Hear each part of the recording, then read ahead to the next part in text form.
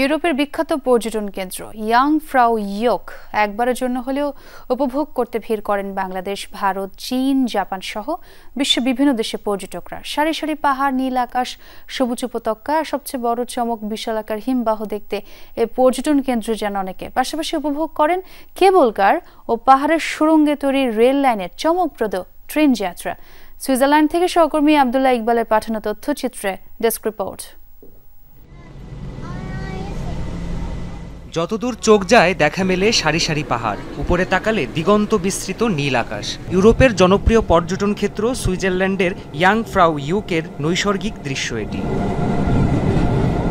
কেবল কারের যাত্রা গ্রিন্ডেলওয়াল্ড টার্মিনাল থেকে ইগারগ্লেস্টার টার্মিনাল পর্যন্ত। সবুজ উপত্যকা, মেঘে ঢাকা পাহাড় যেন পটে আঁকা কোনো ছবি হয়ে ধরা দেয় 15 মিনিটের এ যাত্রায়। এছাড়াও রয়েছে পাহাড়ের মধ্যে দিয়ে ছুটে চলা আন্ডারগ্রাউন্ড মাউন্টেন ট্রেন। পুরো ট্রেন যাত্রায় পাহাড়ের দেয়াল জুড়ে দেখা যায় ঐতিহাসিক ছবিসহ নানা রকম প্রদর্শনী। যাত্রাপথের মাঝে চমক হিসেবে মেলে 3000 মিটারেরও বেশি উচ্চতার নানা আকৃতির হিমবাহ দেখার সুযোগ। পাহাড়ের চূড়ায় গিয়ে থামে ট্রেনটি। নিচে পড়ে থাকে সাদা বরফে ঘেরা পাহাড়, বিশেষত 1000 বছরের পুরনো অ্যালেটস হিমবাহ। উচ্চতার কারণে শুরু হয় শ্বাসকষ্ট, কমে আসে পায়ের গতি। তবুও এ সৌন্দর্যের সামনে যেন ফিকে সব রকমের কষ্টই।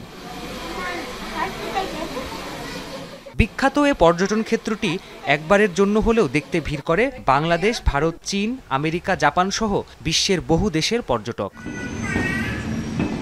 প্রাণপ্রতিম কুণ্ডু, যমুনা নিউজ।